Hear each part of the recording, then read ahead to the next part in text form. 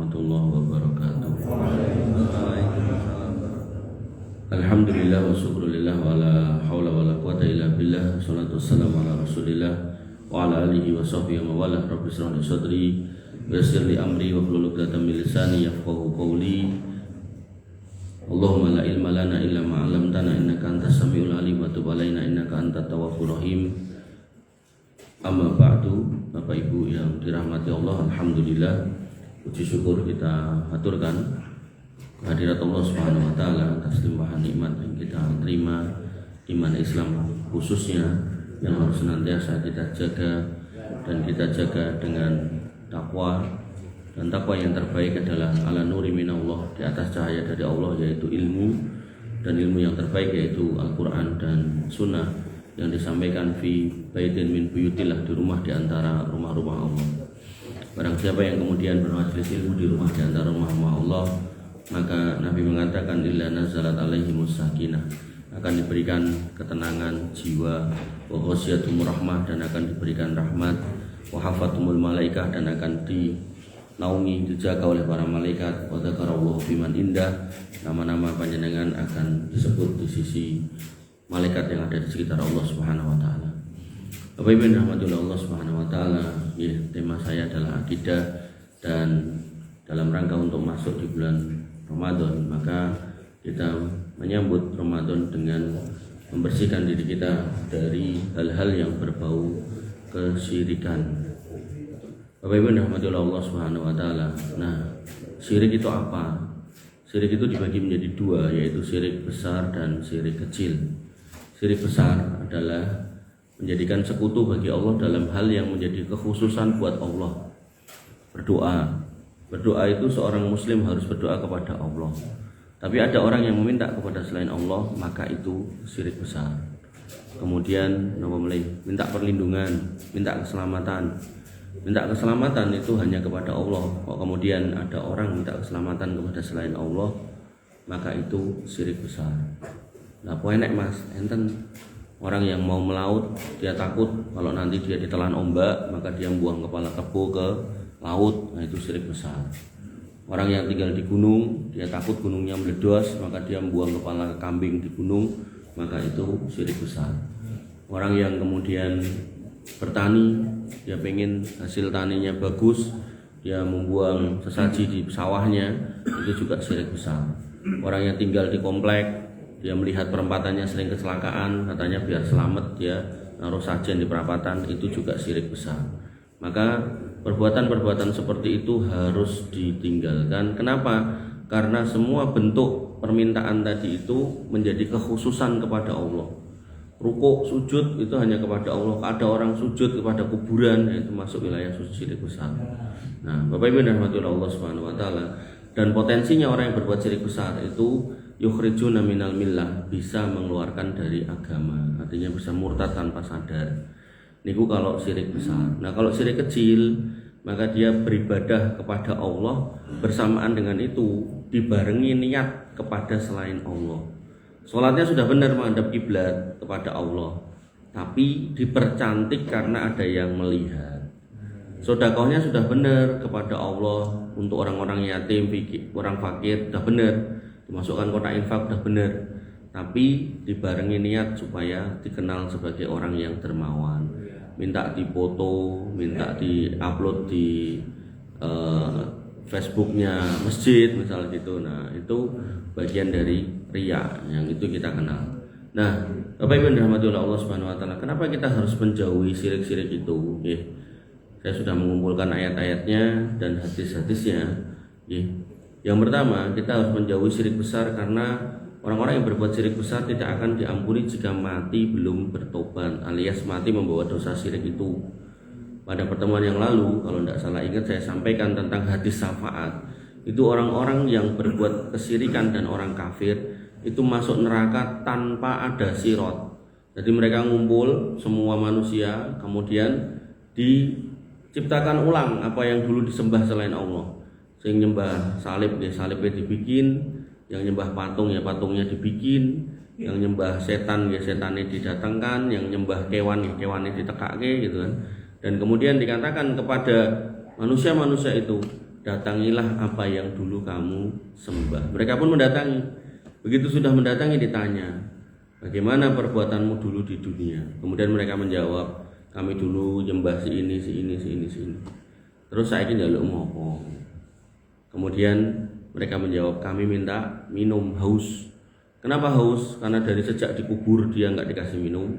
Kemudian pas dibangkitkan nggak dikasih minum. Matahari didekatkan 1 mil nggak dikasih minum. Ketika hisab mizan nggak dikasih minum. Ketika harusnya mereka kumpul di telaga bersama dengan para nabinya, mereka juga nggak boleh karena terusir, karena sudah berkhianat dari risalah. Makanya dalam bab telaga niku ada kalimat ketika orang-orang yang beriman sebenarnya kepada para nabinya itu mendatangi telaga-telaga nabinya, kemudian dikenali oleh nabi-nabinya, dan kemudian terusir dari telaganya. Kemudian nabinya pun istilahnya menggondeli, itu umatku, kata Nabi Muhammad. Kemudian kata malaikat, anta la tadri ma ahdasu ba'daka, kamu tuh tidak tahu apa yang sudah diperbuat oleh mereka. Jadi mereka sudah berbuat apa sepeninggal kamu tidak tahu. Nah tadi itu berkhianat pada risalah. Ya, ada pertanyaannya, apakah surga itu tempatnya orang Islam? Menurut keyakinan orang Islam, ya. Dan bagaimana wujud surga? Saya sudah menjelaskan tentang surga di satu masjid itu 2 tahun belum kelar. Jadi saya jelaskan dari awal sampai yang terakhir sekarang ini tentang perhiasan surga. Jadi kalau saya membaca kitab-kitab agama lain itu yang mendetailkan penjelasan tentang surga itu ya cuma agama Islam. Kembali ke sini. Nah, Bapak Ibu rahmatullah Allah Subhanahu wa taala. Lalu mereka kemudian ditanya, terus kamu mau minta apa gitu? Minta minum. Nah, ketika kemudian dikatakan minta minum, neraka didatangkan. Nah, begitu neraka didatangkan, neraka yang bawahnya panas, itu atasnya fata morgana, kayak ada airnya. Kemudian kata Allah, itu minum, isrobu, minumlah gitu. Kemudian mereka mendatangi neraka itu, fayatasaqatuna, mereka jatuh situ, cemplung, nggak pakai hisab. Itu orang kafir sama orang musyrik. Nah, makanya Bapak Ibu rahmatullah Allah Subhanahu wa taala, kafir insya Allah kita enggak, musyrik jangan sampai. Nah, di sini dikatakan innallaha la yaghfiru ayyushraka bihi wa yaghfiru ma duna dzalik liman yasha. Bahwasanya Allah tidak akan mengampuni dosa kesyirikan dan Allah bisa mengampuni dosa selainnya. Nah, nanti setelah orang kafir, orang musyrik itu pada masuk neraka selama-lamanya, sekali lagi selama-lamanya orang kafir dan orang musyrik itu masuk neraka selama-lamanya, maka kemudian sisanya orang yang menyembah Allah, lalu Allah datang dari arsy-Nya dari atas sana, kemudian turun dan mereka bersujud. Yang nggak bisa sujud itu hanya orang-orang yang kalau beribadah itu riak kepada manusia, pencitraan gitu. Jadi kalau nggak ada yang moto dia nggak sholat gitu.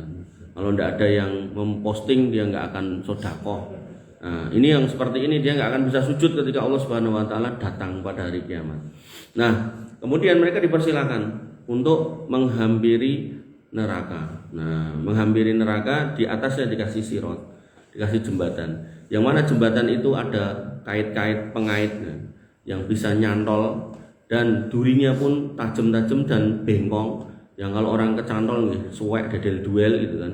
Maka Bapak Ibu yang dirahmati oleh Allah Subhanahu wa taala, yang terjadi mereka kemudian melangkah di situ.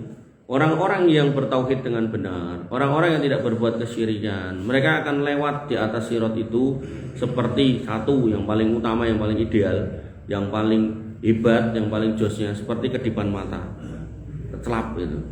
Nah, kedipan mata ini pripun suarane. Nah, ngoten niku lah pokoknya. Nah, kemudian yang kedua di bawahnya itu seperti kilat. Nah, lagi kilat niku kecelap gitu. Matur nuwun jazakallahu khair. Nah, kemudian yang ketiga, ya. Yang ketiga adalah orang yang lewat ya, seperti angin wus gitu. Kemudian yang keempat, orang yang lewat seperti kuda pacuan. Kuda yang pacuan, jadi kenceng larinya. Nah, kemudian yang kelima, orang yang lewat kayak kuda yang membawa beban atau jaran sing narik andong. Baru kemudian orang yang lari, orang yang jalan, sampai orang yang apa istilahnya berangkang atau kemudian ngesot gitu, tapi tetap selamat. Nah, ada yang selamat tanpa luka, ada yang selamat dengan dedel duel hancur-hancuran, ada yang sudah hancur-hancuran tidak selamat. Nah, disitulah yang jatuh berikutnya yaitu orang musyrik, orang munafik. Nah, kemudian yang keempat yaitu orang fasik. Orang munafik itu orang Islam tapi benci sama Islam. Orang Islam tapi tidak pernah berkata-kata yang benar tentang Islam. Nah, inilah orang munafik. Ya, jadi ngomongin Islam tapi anyel karo agamane dhewe. Nah, lebih senang membela agama lain. Nah, kemudian yang keempat yaitu orang fasik. Orang Islam yang ahli maksiat tapi tidak tobat. Jadi orang tukang mendem, nek mendem itu mabuk, nek tukang itu jadi mendemnya itu sering banget gitu. Orang mendem mati mendem, orang zina mati zina, orang seneng narkoba mati overdosis gitu. Bahkan matinya bunuh diri gitu kan. Nah, yang seperti ini, yang seperti ini mereka akan masuk neraka pada urutan yang keempat. Nah, orang-orang yang keempat ini, itu masih akan diselamatkan oleh Allah Subhanahu Wa Taala melalui 7 skema syafaat Nabi Muhammad. Kemudian yang kedua syafaatnya para siddiqin, yang ketiga syafaat para nabi, yang keempat syafaat para mujahidin atau orang-orang yang mati syahid, yang kelima syafaatnya para solihin, yang keenam syafaatnya para malaikat, yang ketujuh syafaat Allah Subhanahu Wa Taala. Dan dari syafaat Allah Subhanahu Wa Taala inilah Allah menyelamatkan semua orang yang masih punya iman walaupun kecil banget, dengan syarat tidak berbuat kekufuran, kemusyrikan dan kemunafikan. Makanya saran ketika di dalam Al-Qur'an dikatakan wal tangdur nafsum ma qaddamat lighad, lihatlah apa yang jadi bekalmu untuk hari esok. Maka menjadi bekal ini enggak cuma menambah amal solih, tapi mengurangi dosa yang pernah kita buat. Caranya gimana? Jangan dilakukan alias bertobat, yang sudah lalu kita perbaiki. Nanti ada orang WA saya dulu berzina sama pacar saya, apakah saya harus minta maaf sama dia? Enggak usah, karena dulu melakukannya kan senang sama senang gitu. Enggak usah, bahkan enggak usah dicari kontaknya, enggak usah di follow akunnya. Nah, karena itu nanti akan menyebabkan CLBK, cinta lama bonyok lagi gitu kan. Nah, akhirnya zina lagi Pak gitu. Apalagi kalau kemudian dari pacangannya itu ada masalah gitu. Wah, bojoku ra kaya kowe ternyata. Kowe nek tak critani apa-apa gelem ngrungokke, nek saiki tak critani apa-apa mah tinggal turu. Nah, akhirnya malah cerita-cerita seperti itu akhirnya malah zina lagi. Nauzubillah nggih. Bapak Ibu yang dirahmati oleh Allah Subhanahu Wa Taala. Kemudian di sini yang pertama yaitu orang berbuat kesyirikan, maka dia tidak akan diampuni oleh Allah Subhanahu Wa Taala dosanya dan kekal di neraka. Sekali lagi orang kafir, orang musyrik dan orang munafik. Nah, maka yang kedua, kenapa kemudian syirik itu harus kita jauhi? Yang kedua yaitu karena orang-orang yang berbuat kesyirikan Allah pastikan tempatnya di neraka. Disebutkan di dalam Quran surat Al-Maidah ayat 72 bahwasanya Allah Subhanahu Wa Taala berfirman, dan ini menjadi pengingat kita jangan sampai kita berbuat kesyirikan. Innahu may yusyrik billah faqad harramallahu alaihil jannah wa ma'wahun nar. Sesungguhnya siapa yang mempersekutukan Allah maka Allah haramkan baginya surga. Jadi Allah itu ketika jenengan berikrar amantu billah, aku beriman kepada Allah, asyhadu alla ilaha illallah, bersaksi tidak ada ilah yang berhak disembah selain Allah, maka jenengan tidak boleh berbuat kesyirikan apalagi menjadi orang kafir, karena orang syirik dan orang kafir pasti masuk neraka.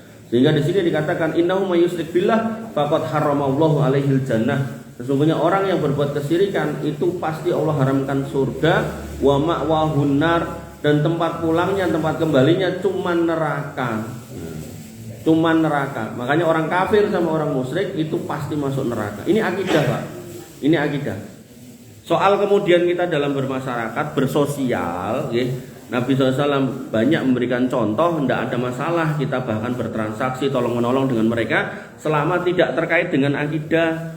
Tapi nek terkait dengan akidah, jangan diminta untuk bantu-bantu menerin tempat ibadahnya, maka itu tidak boleh dalam agama. Jangan diundang untuk hadir dalam perayaannya, itu tidak boleh dalam agama. Tapi nek kerja bakti bersihin selokan monggo. Kemudian mereka rumahnya kebakaran, jangan bantu untuk padamkan, monggo. Mereka kelaparan, jangan kasih makan, boleh, enggak apa-apa. La yanhakumullahu 'anil ladzina lam yuqatilukum wa lam yukhrijukum an dinikum an tabarruhum wa tuqsitu ilaihim. Allah enggak larang kamu itu berbuat baik, berbuat adil pada orang yang tidak memusuhi kamu dan tidak mengusir kamu dari kampungmu, agar kamu itu bisa berbuat baik sama adil mereka, itu Allah enggak larang. tidak apa-apa. Makanya kalau jenengan punya tetangga orang kafir gitu kan, nah, terus jenengan lihat dia kok hidupnya susah, jenengan kasih makan boleh, dia banyak masalah jenengan bantu boleh, rumahnya bocor jenengan bantu untuk ditutup tidak apa-apa gitu Pak.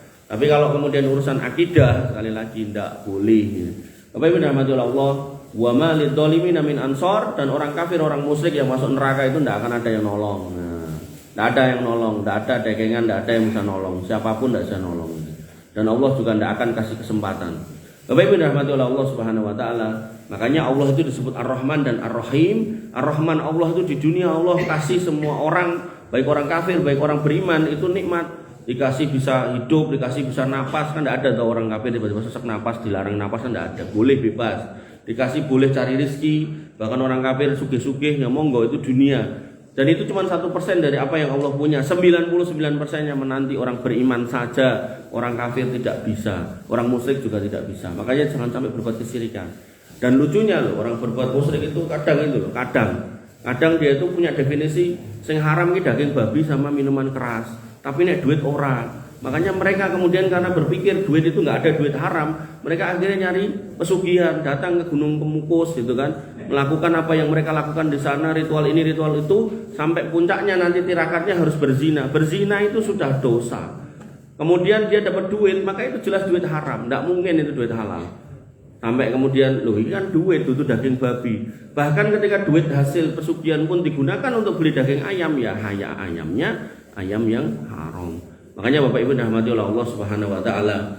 Saya lanjutkan di sini disebutkan bahwasanya orang yang berbuat syirik itu membatalkan seluruh amal. Artinya kalau kemudian kita meminta kepada selain Allah, kita menyembah selain Allah, kita takut bahkan minta selamat kepada selain Allah, yang dibatalkan bukan cuma sholat yang kita lakukan ini tadi, tapi semua sholat ke belakang itu batal, semua puasa ke belakang itu batal. Disebutkan di dalam Quran surat Az-Zumar ayat 65, walaqad uhiya ilaika wa ilal ladzina min qablika, telah diwahyukan kepada engkau wahai Muhammad dan kepada nabi-nabi sebelum kamu, yaitu apa? Lain asrokta layahbatonna amaluka wala takunanna minal khosirin. Bahwasanya kalau kamu berbuat kesyirikan maka akan kami hapus semua amalmu dan kamu akan benar-benar menjadi orang yang merugi, bangkrut, kukut, selesai. Makanya jangan sampai dengan masuk di wilayah-wilayah kesyirikan. Masa ada menungso kok nyembah hewan, sedangkan Allah Subhanahu wa taala menyebutkan kita itu fi ahsani takwim, dalam bentuk yang paling sempurna, dalam ciptaan yang paling sempurna, sempurna bentuknya, sempurna akalnya, sempurna nalarnya. Kok iso malah nyembah sapi, kok iso malah nyembah monyet, logikanya gimana ini? Dan ini akidah kita ya, artinya kalau orang lain menyembah itu ya lakum dinukum waliyatin sakarmu lah gitu. Tapi kita harus punya prinsip bahwasanya Tuhan kita, Rabb kita ya cuman Allah. Dan ini menjadi PR jenengan untuk menjaga putra putri panjenengan. Makanya di dalam Al-Quran, ku anfusakum wa ahlikum naro. Nek kamu pengen selamat dari neraka, jangan sendirian, ajaklah keluargamu. Jaga putra putri jenengan. Karena saat ini nggih kadang niku salah jalan, salah gaul, kok kan dile ngono. Kok kono kae lho Pak. Ngopo? Melu buat ndas kebun ning laut. Aduh. Dan kita orang tua kayak cuek gitu loh. Kayak cuek. Tapi nek anak bolos sekolah kita geger. Tapi nek anak berbuat kayak gitu, kadang kita itu dianggap sepele itu. Jadi sholat subuh kesiangan kita remehkan anak itu. Kemudian kalau kemudian telat sekolah, wah kita marah-marah. Jangan sampai ngoten niku kebalik, Pak.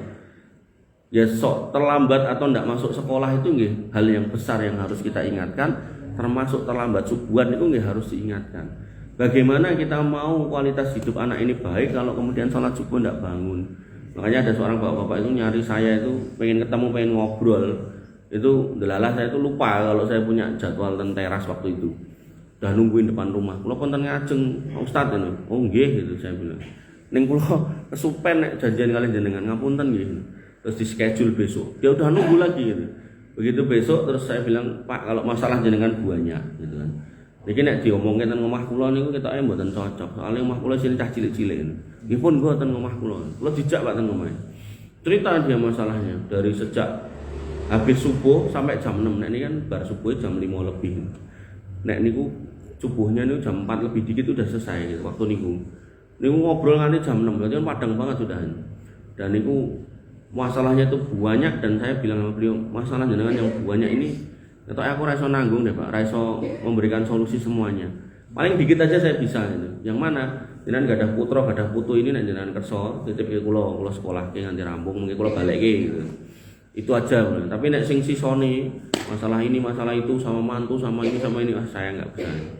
Dan itu nek di duit gini masalah ini duitnya kayak biangat itu. Sing omahe dicekut lah ikilah. Nah, yang menarik buat saya tuh gini, Pak. Sejak habis subuh sampai matahari terbit, padang jinglang ini.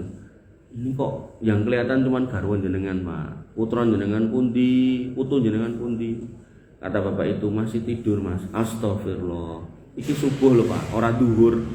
Nek duhur gitu mungkin masih bisa lah molor-molor dikit. Ini ki subuh, Pak. Ini. Dan jenengan kedah ngartos. Nek Nabi SAW mengatakan terkait dengan subuh, sapa wonge sing salat subuh, maka fi dzimmatillah, di dalam jaminan Allah. Dijamin pripun? Dijamin hidupnya lancar, sae, jauh dari masalah, jauh dari orang-orang jelek. Nanti dalam bab ketika akhirnya kita kena musibah, Allah mengatakan wasta'inu bisabri wassalah, minta tolonglah dengan sabar dan salat. Lah salat subuh koyo ngene lah. Gimana, Pak? Ketok PR dengan niki saya bilang. Niki coba bimang rampung ngiriin. Niki nek jenengan istiqomah rampung insyaallah Allah yang noto. Makanya di dalam hadis dikatakan ihfadillah yahfaduka. Nek kowe njogo agamane Allah, Allah yang jaga kamu. Ihfadillah tajidu tujahaka. Nek kamu menjaga agama Allah, kamu akan dapati bantuan Allah itu hadir untuk kamu. Makanya nanti dalam ayat yang lain dikatakan wa may yattaqillah yaj'al lahu makhraja wa yarzuqhu min haitsu la yahtasib. Berani taat, berani takwa, maka Allah akan carikan jalan keluar. Bahkan dikasih rezeki dengan jalan yang tidak disangka-sangka. Tapi rumus segini cetonya, manusia itu kadang bikin rumus dewe. Lah tapi Mas, dek kan dek bengi mantuke pun dalu. Aduh, lah terus pripun Pak niki subuh lho Pak, mboten duhur. Ya harusnya kalau kemudian pulangnya malam ya tetap harus bangun sholat subuh, rakyatan baniku ngantuk tilem meleh ngoten lho Pak, ini saya bilang gitu. Makanya kalau kita ngomongkan subuh niku enten satu masjid niku kula diundang pengajian niku takmire sendiri tanya. Iki nek pengaosan ngeten iki kathah, tapi nek subuhan niku sekedhik Pak Ustaz. Niku resepnya pinten? Pinten. Pripun agar bisa bangun subuh gitu. Ya, saya bilang Nabi itu ketika mau tidur, waktu tidurnya itu setelah sholat isya langsung tidur. Niku nek Rasul. Nah nanti bangun di setengah malam baru kemudian tahajud sampai menjelang subuh. Niku nek Rasul. Nah kemudian praktek Imam Syafi'i niku malam niku dibagi 3. Sepertiga yang pertama beliau nulis kitab, makanya kitabnya banyak banget gitu. Nah sepertiga malam yang kedua beliau tahajud. Sepertiga malam yang terakhir beliau tidur. Jadi nek misal dari jam 6 niku adzan maghrib kan mulai masuknya malam nih sampai jam 5 ini ki wau. Berarti kan 10 jam, anggaplah sepertiga niku 3 jam. Berarti dari jam 7 isya tambah 3 sampai jam 10 nulis kitab, Mak. Nah, nanti dari jam 10 sampai jam 1 niku tahajud. Nanti dari jam 1 itu sampai subuh tidur. Nah, niku Imam Syafi'i.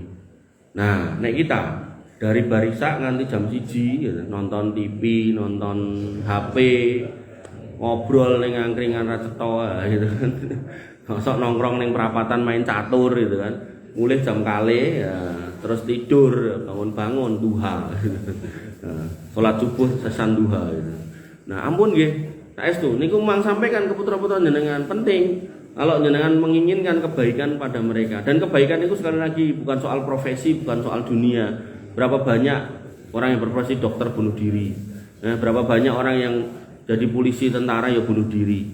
Makanya banyak orang terpelajar tapi nggak ketemu jalan yang benar, pinter ning keblinger, maka jangan sampai pinter keblinger tapi pinter kudu bener. Nah, yang bisa membenarkan ihdinas siratal mustaqim, menunjukkan jalan yang lurus ini ya hanya Allah. Nah, caranya bertakwa pada Allah tadi.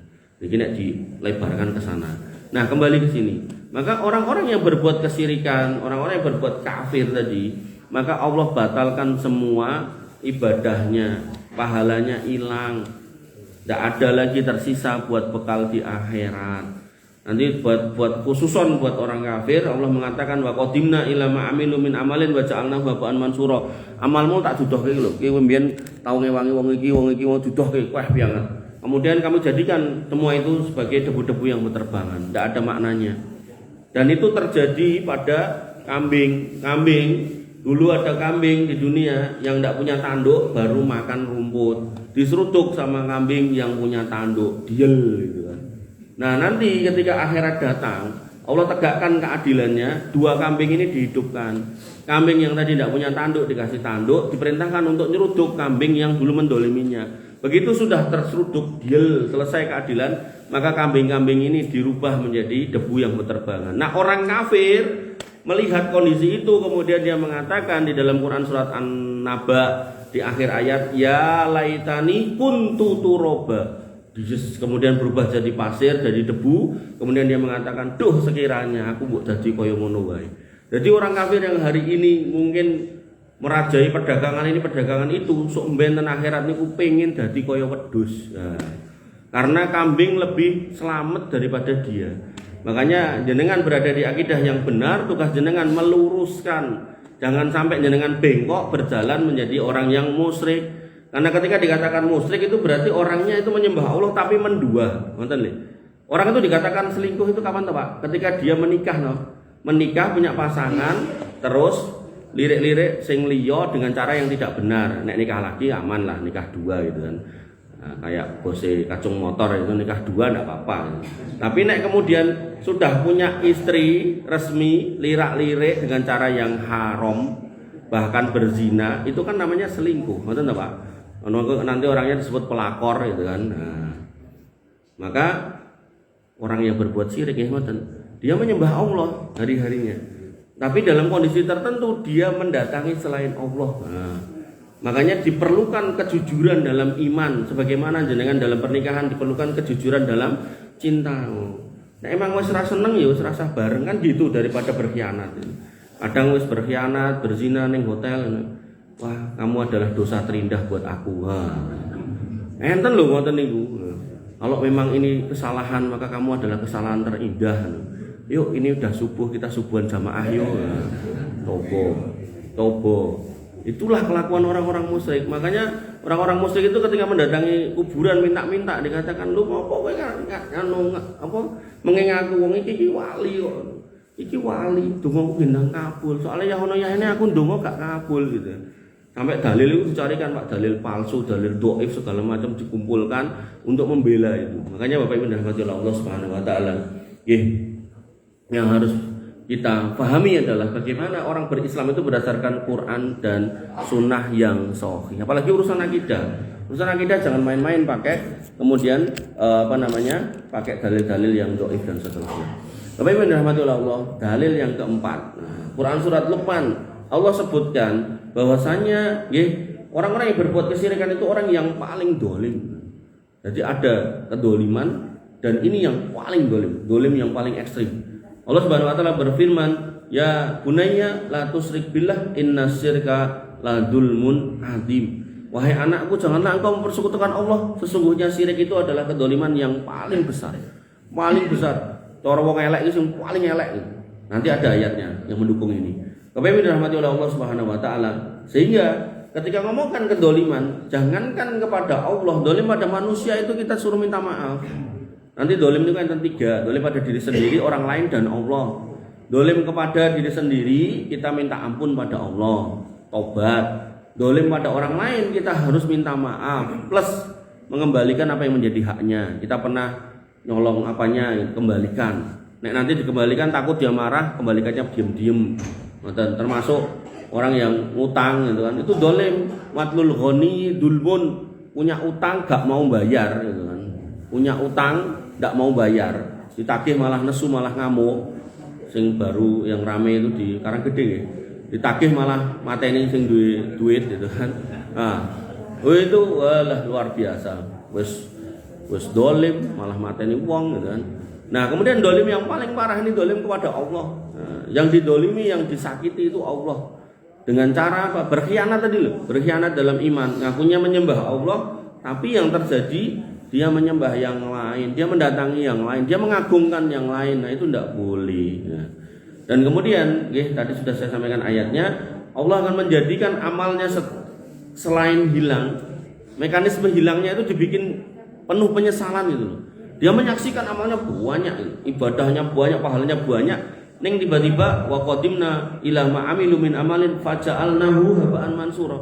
Kami hadapkan, kami hadirkan amalnya, lalu kami jadikan amalnya itu jadi debu-debu yang berterbangan. Kaget. Wis sampai sembuh-guyu wah pahalaku akeh, tiba-tiba hilang plus gitu. Makanya jangan sampai itu terjadi sama jenengan.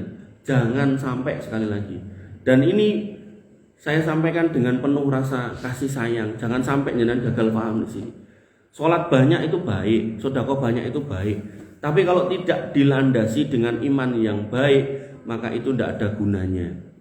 Nanti saya ke Istiqlal, itu temanya akidah juga Pak. Akidahnya Imam Sufyan As-Tsauri sampai di bab beriman pada takdir. Nah, ada orang yang menyimpang dalam beriman tentang takdir, yaitu namanya orang Qadariyah. Nah, secara kelompok itu namanya Qadariyah.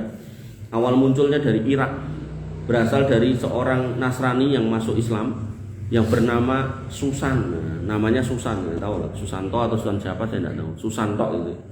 Nah, masuk Islam, kemudian dia punya pemikiran, yang pemikiran lama kemudian disampaikan, terus didengar sama seorang manusia Muslim bernama Ma'bad Al-Juhani, yang mana mereka meyakini kalau Allah itu tidak tahu apa yang akan terjadi sampai sesuatu itu terjadi. Padahal dalam iman kepada takdir, sebelum sesuatu itu terjadi, Allah sudah tahu apa yang akan terjadi. Nah, bedanya di situ. Nah, kemudian orang-orang yang berakidah benar begitu dengar itu, iki omongan kok aneh toh ini. Kok nek awake dhewe umroh apa haji, kita cari sahabat Nabi yang masih hidup. Jadi nabinya udah wafat, tinggal sahabatnya. Nanti kita tanya nih perihal kayak gitu. Datanglah 2 orang dari Irak itu ke Mekah, ketemu dengan Ibnu Umar, putranya Umar bin Khattab. Langsung dipegang tangannya, satu megang kanan, satu megang kiri. Kemudian bertanya, wahai sahabat Nabi, di kampung kami ada orang berkata begini. Menurut jenengan gimana? Kata Ibnu Umar, nek tenan omonganmu kaya ngono kuwi, nek tenan wonge ngomong kaya ngono kuwi, umpama dhek infak segede gunung Uhud emas. Nek sakniki emas 3 yuta, ning para wingi mandhap dados 2.700.000 to pinten. Jadi kula nggih selain memperhatikan urusan agama nggih memperhatikan urusan ekonomi. Nah, kan kula ten balai kota. Nah, balai kota niku pokoke nek ngomong apa-apa kudu melihat gejolak ekonomi, politik, sosial niku. Nah, mulai ten BRIDA, Badan Desa dan Inovasi Daerah, itu suruh mengkaji semua aspek yang ada di balai kota. Jadi tahun ini kita itu ada kajian 145 kajian dari OPD, organisasi perangkat daerah. Jadi OPD-nya Surakarta itu oke masalah itu. Mereka suruh ngajukan masalah, mengajukan itu. Nah, kita sing membuatkan kajiannya. Nanti kajian jadi kita serahkan, dijadikan pedoman gitu kan. Nah, nek dulu satu kajian itu 50 sampai 70 juta penunjukan langsung. Nah, tapi nek sakniki 0 rupiah. Lah piye carane wallahu alam. Ada mekanismenya Pak. Jadi kita mencoba untuk mencari solusi karena pemotongan anggaran. Nah, tapi begitu kita cari tema masalahnya lah, malah munggah itu kayak biangat gitu. Tapi kita tetap komit untuk menyelesaikan itu semua. Nah, Bapak Ibu dirahmati Allah Subhanahu wa taala, dan balai kota saya melakukan pengkajian, nah nek masjid pengajian. Nah, kembali ke sini. Maka Ibnu Umar mengatakan infake dhek umpama dhek duwe sak gedene gunung Uhud emas kabeh itu akan sia-sia, ndak ada gunanya. Makanya ini menunjukkan level akidah, dan ini persis kayak perkataan Nabi. Nabi mengatakan la tasubu ashabi, jangan kamu hina sahabatku. Kalau kamu punya misla Uhudin dahaban, segede gunung Uhud emas, dan kamu infakkan, sedangkan sahabatku mereka cuma punya sak celowokannya tadi diinfake, maka pahala sahabat saya ndak akan bisa kamu ungguli dengan emasmu segede gunung Uhud. Ini menunjukkan iman itu menjadi landasan yang paling utama dalam beramal. Oke ngamal tapi tidak punya iman yang benar, bahaya.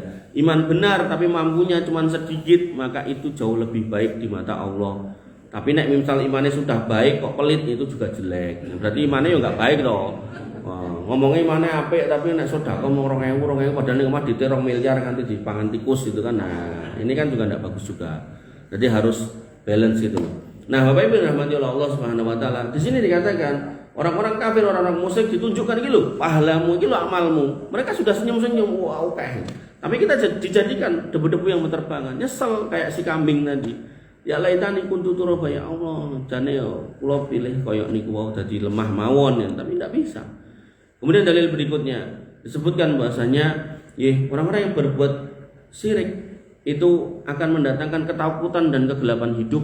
Quran surat An-Nur ayat 40 dikatakan wa man lam yaj'al lillahi lahu nur fama lahu min nur. Siapa yang tidak dikasih cahaya oleh Allah, cahaya iman yang benar, cahaya tauhid yang benar, maka dia tidak akan memiliki cahaya sedikit pun. Makanya mereka hidup itu geger. Geger pripun? Niku kayak ketika dikatakan, kowe nek pengen urip enak, moro ning kuburan kono, moro. Nanti begitu sampai sana dia masih belum mendapatkan yang dia maksud. Ada yang cerita, kuburan kono luwih sekti luwih ampuh, moro boleh gitu.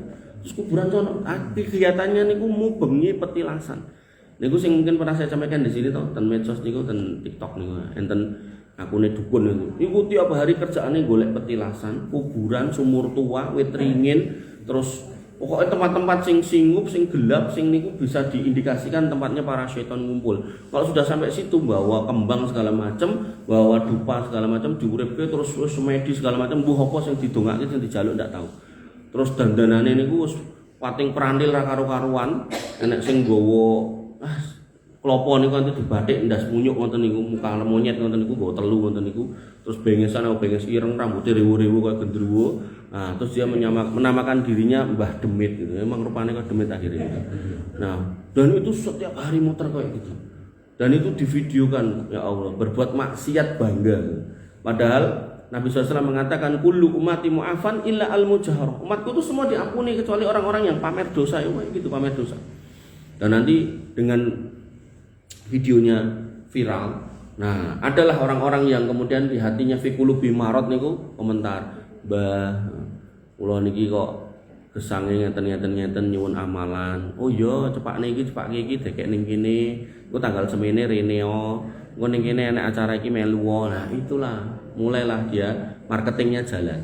Makanya Bapak Ibu rahmatullah Allah Subhanahu wa taala, bahkan orang yang menjual kesesatan pun juga menggunakan ilmu marketing. Nah, kemudian dalil yang ketujuh, orang-orang yang berbuat syirik akan dikumpulkan dengan apa yang disembah. Nah, tadi sudah tak sebutkan bagaimana mereka setelah dibangkitkan suruh mendatangi yang dia sembah dulu. Nah, Quran surat Yasin ayat 59 sampai 63. Jadi Yasin itu kalau dibedah, Pak, tafsirnya itu jane ngomongnya ketauhidan loh jane. Tapi entah apa yang terjadi gitu kan. Kemudian Yasin itu diidentikan untuk orang mati gitu.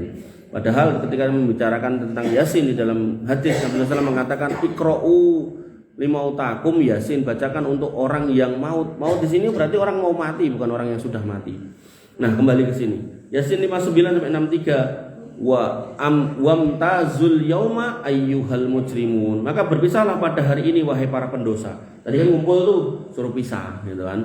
Begitu sudah pisah, alam ahad ilaikum alla na'budus syaiton. Bukankah aku telah berpesan agar kalian tidak menyembah setan?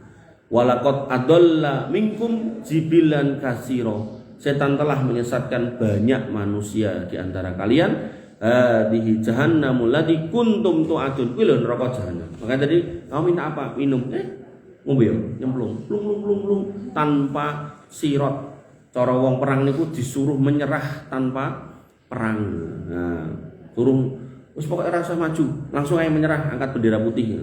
Nah, cara Ukraina kan melawan Rusia dia masih bertahan gitu. Raketan melalui bantuan kiri kanan, tapi dia masih fight gitu. Niku nek dia anyel sama Uni Eropa wis nyerah wae lah dadi anggotane Rusia, nah selesai. Uni Eropa kelabakan niku mungkin dipasangi rudal-rudal itu sak Uni Eropa niku tinggal dijangkau gampang. Pluk gitu. Makanya Bapak Ibu rahmati Allah Subhanahu wa taala, seorang muslim harus paham kalau kemudian kesyirikan itu membawa dia digiring ke neraka bersama orang-orang yang dulu dia sembah, bersama pohon-pohon yang dia sembah, bersama binatang-binatang yang dia sembah, bersama setan-setan demit-demit yang dia sembah, termasuk Mbah Demit tadi. Kemudian dalil yang ke-8, syirik menjadikan hidup itu sempit dan gak tenang. Jadi setelah dia itu gelisah kesana kemari mencari mana yang lebih menyenangkan, mana yang menenangkan, mana yang lebih membuat dia kaya, hidupnya enak, maka disebutkan di sini pada Quran surat Toha ayat yang ke-124, wa man a'rada an dzikri fa inna lahu ma'isatan dunka wa nahsyuruhu yaumal qiyamati a'ma. Dan siapa yang berpaling dari peringatanku, maka sesungguhnya baginya kehidupan yang sempit dan akan kami kumpulkan dia pada hari kiamat dalam keadaan buta. Jadi yang masuk neraka pertama kali orang kafir sama orang musyrik. Dan orang musyrik ini Pak dibangkitkan dalam kondisi buta. Orang-orang yang melupakan Allah di dunia, Allah akan lupakan nanti dia di sana. Dikatakan qala rabbi lima hasartani a'ma wa qad kuntu basira. Ya Allah, kenapa aku kok dibangkitkan dalam kondisi buta padahal dulu aku itu bisa melihat. Kemudian Allah menjawab qala kadzalika atatka ayatuna fanasitaha wa kadzalikal yauma tunsa. Demikianlah telah datang kepadamu ayat kami sudah dijelaskan, lalu engkau melupakannya, tidak mau pedulikan, dan demikian pula pada hari ini engkau dilupakan, tidak dipedulikan juga. Makanya orang kafir, orang musyrik itu masuk neraka kok langsung kecemplung, padahal itu barang panas. Bisa jadi karena bangkitnya dalam kondisi buta. Lah orang munafik sama orang fasik, dia merasa nggak nyemplung neraka tapi dikasih sirot tapi gagal di tengah. Nek orang munafik itu dikasih cahaya sampai tengah, cahayanya dimatikan sehingga dia harus menginjak sirot tapi dia nggak tahu sebelah mana yang bisa diinjak, akhirnya kepleset nyemplung. Orang fasik juga demikian. Makanya Bapak Ibu dirahmati oleh Allah Subhanahu wa taala, yang terbaik itu beriman dengan benar, bertauhid dengan benar, dan kemudian menjauhi dosa-dosa besar. Kalaupun akhirnya dulu pernah melakukan itu, maka kita tobati mumpung masih dikasih usia. Kemudian dalil yang ke-9, orang-orang yang berbuat kesyirikan berada kekal di neraka. Dan ini bersama dengan orang kafir seperti yang saya jelaskan di awal. Al-Bayyinah ayat 6. Allah berfirman, innalladzina kafaru min ahlil kitab wal musyrikina fi nari jahannama khalidina fiha ulaika hum syarrul bariyah. Sesungguhnya orang-orang kafir dari kalangan ahli kitab dan orang-orang musyrik itu akan kekal di neraka jahanam dan kekal di dalamnya selama-lamanya, khalidina fiha. Tidak ada yang bisa keluarkan selama-lamanya. Titik, tidak pakai koma. Makanya ada pendakwah yang keliling bawa kompor, bawa panci itu tobatan baru tobat, habis bermaksiat tobat terus ngaji, ikut kelompok itu, kemudian keliling, ikut ceramah, ikut dakwah, masuk masjid di daerah Pasar Kliwon, kemudian minta izin untuk ceramah. Ya diizinkan, namanya kita orang Islam itu kan tidak punya prasangka yang gimana-gimana. Nah, mulailah naik mimbar, berceramahlah dia. Allah itu Ar-Rahman Ar-Rahim. Benar gitu kan. Enggak salah itu. Allah Maha Pengasih, Maha Penyayang. Benar, enggak salah itu. Nah, kalimat berikutnya yang salah. Saking pengasih dan penyayangnya, Allah akan memasukkan orang-orang kafir ke dalam surga. Itu salah. Karena kalau itu sudah diucapkan, berarti nanti kita akan membatalkan banyak ayat, banyak hadis yang tidak seperti itu maknanya atau bunyinya atau artinya. Makanya Bapak Ibu dirahmati Allah, ketika jenengan mau menghadirkan pembicara, siapapun itu silakan, tapi pastikan yang disampaikan itu adalah Quran, Sunnah, dan sesuai dengan yang dipahami oleh generasi terbaik umat ini, yaitu para sahabat dulu. Jangan sampai yang dipahami yang bersangkutan disampaikan. Makanya kan Nabi mengatakan balighu anni walau ayat. Satu ayat buat sampaikan tidak apa-apa, tapi anni loh, pemahamannya itu kudu koyo aku gitu. Ojo kemudian malah kemana-mana. Nabi itu tidak pernah loh mengatakan seperti itu tadi. Kok kemudian ada orang ngomong gitu, nah akhirnya delalah ada yang bingung, nyari saya lagi. Di situ kita jelaskan. Nah makanya Allah pas ketika di dalam Al-Quran mengatakan fas'alu ahla dzikri in kuntum la ta'lamun. Bertanyalah pada ahli dzikir kalau kamu tidak tahu. Ahli dzikir niku napa ahli wirid niki? Boten. Ahli dzikir yang dimaksud niku ahli ilmu. Dalilnya apa? Inna nahnu nazzalna dzikra wa inna lahu lahafidun. Sesungguhnya kami yang menurunkan ad-dzikra yaitu Quran dan kami yang menjaganya. Jadi Quran itu disebut ad-dzikra, ahli dzikir berarti ahli Quran, orang yang bisa menjelaskan agama menggunakan Quran dan sunnah itu. Makanya saya membuka diri jenengan karena ketemu sama saya sebulan sekali, nah mulai mungkin pas poso boten enten jadwal kula nggih. Poso boten enten ta? Jane wonten tapi nah pun penuh kula. Jane wonten niku pun penuh. Nah maka nggih karena nggak ada ketemu kita cuma sebulan sekali bahkan puasa ndak. Nah, jenengan yang punya pertanyaan, mang nyuwun nomor kula kali Pak Budi. Nanti saya jawab Pak. Mang tanya wis wayah-wayah jenengan tanya silakan. Ndak usah memperkenalkan diri, langsung aja saya mau tanya apa hukumnya nyembah kuburan, apa hukumnya makan kodok, apa hukumnya makan biawak, langsung saja. Nanti saya jawab Pak. Soal jawabnya mungkin besok atau lusa, nah, itu soal teknis karena mungkin saya ada urusan. Tapi insya Allah pasti saya jawab. Dan saya kalau ada yang ngirim WA ngoten niku saya seneng.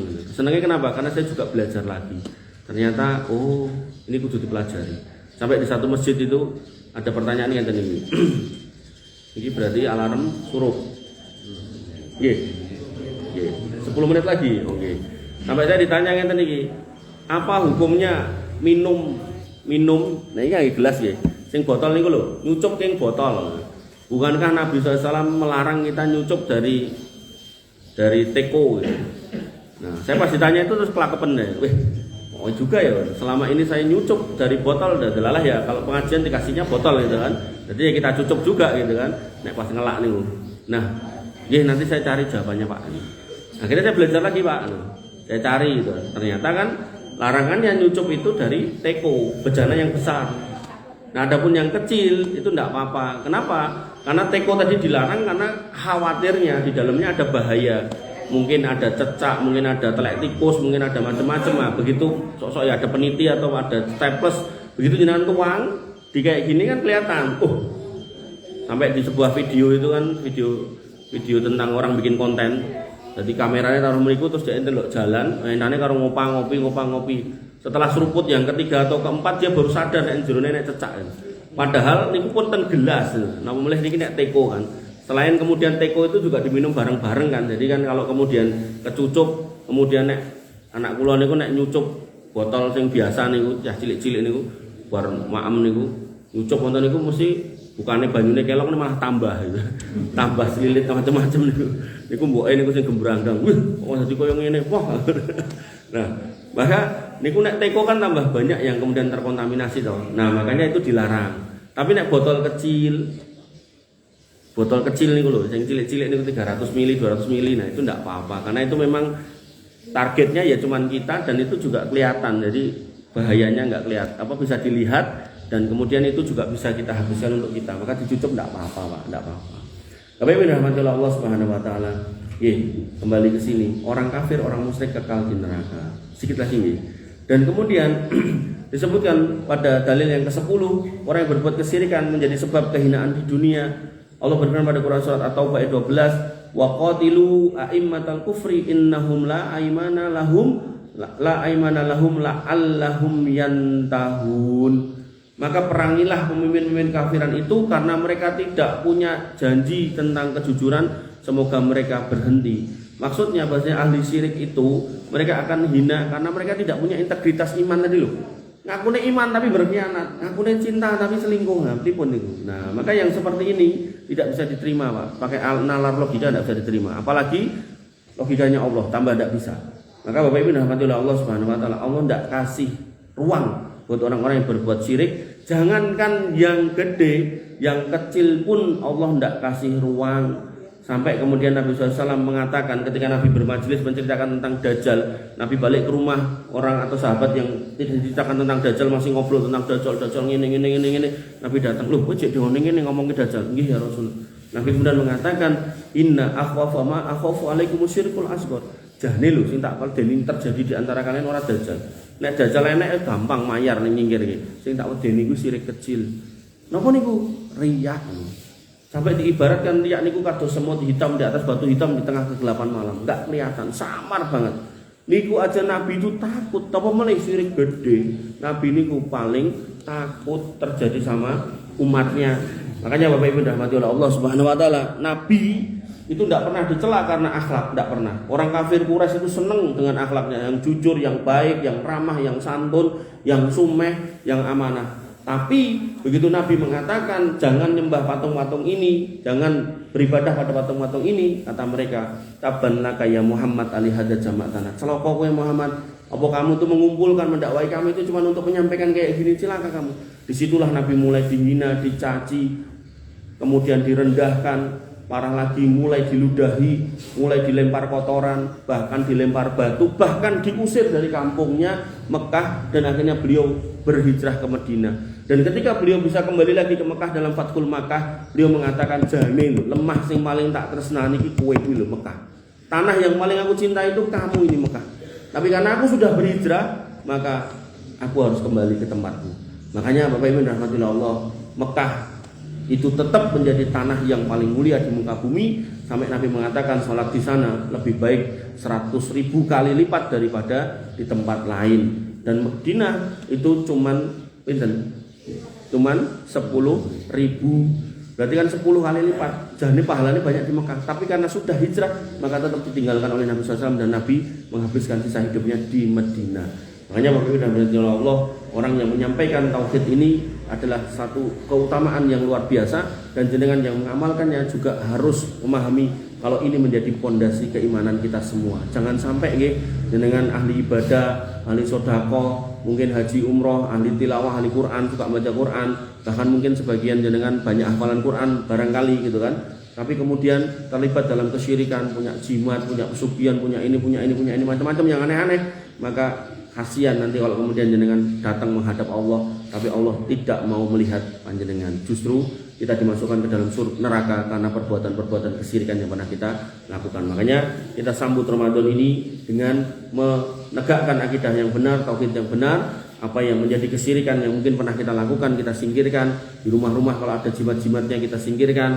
Kalau ada pesugihan-pesugihan, gantung-gantungan yang katanya benomai ngeten-ngeten, maka itu disingkirkan. Semua itu justru membuat setan itu datang ke rumah-rumah kita, marahi nggak tenang, marahi nggak ayem, marahi rumah tangga itu geger dan seterusnya, marahi anak yang susah dikasih tahu, dan itulah tabiat perbuatan orang-orang yang berbuat kesyirikan. Bila mengatakan, wonten tanya jawab teman.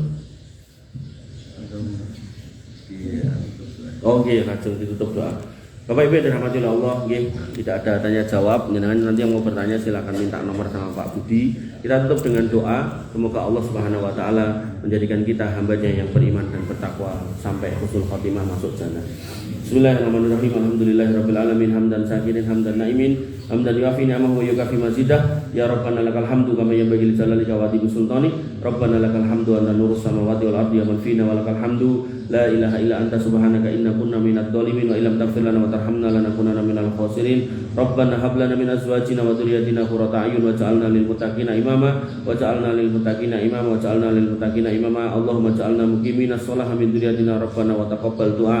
Allahumma ja'al hadzal baladan aminan mutmainan warzuq ahlahu minas samarati warzuqna wa banina an na'budal asnam. Allahumma ja'alna minas solihin, Allahumma ja'alna minas solihin, Allahumma ja'alna minas solihin, wajma'na fi zumratin wahidin wa adkhilna jannatika jannatin na'im ya arhamar rahimin. Wa ya muqallibal qulub tsabbit qulubana 'ala dinik, wa ya musarrifal qulub sarrif qulubana ila ta'atik. Allahumma ihdina siratal mustaqim siratal ladzina an'amta 'alaihim ghairil maghdubi 'alaihim waladdallin. Amin. Allahumma ihdinas siratal mustaqim siratal ladzina an'amta 'alaihim ghairil maghdubi 'alaihim waladdallin. Amin. Allahumma arinal haqqo haqqan warzuqna ittiba'ah wa arinal batila batila warzuqna ijtinabah. Rabbana atina min ladunka rahmah wa hayyi' lana min amrina rasada. Rabbana atina ma wa'atana 'ala rasulika wa la tukhzina yaumal qiyamah innaka antas sami'ud du'a innaka la tukhliful mi'ad. Rabbana atina fid dunya hasanah wa fil akhirati hasanah wa qina adzabannar wa qina adzabannar wa qina adzabannar. Wa akhiru da'wana alhamdulillahi rabbil alamin. Wa sallallahu ala nabiyyina Muhammadin wa ala alihi wa sahbihi wasallim ajmain. Warhamna ma'hum bi rahmatika.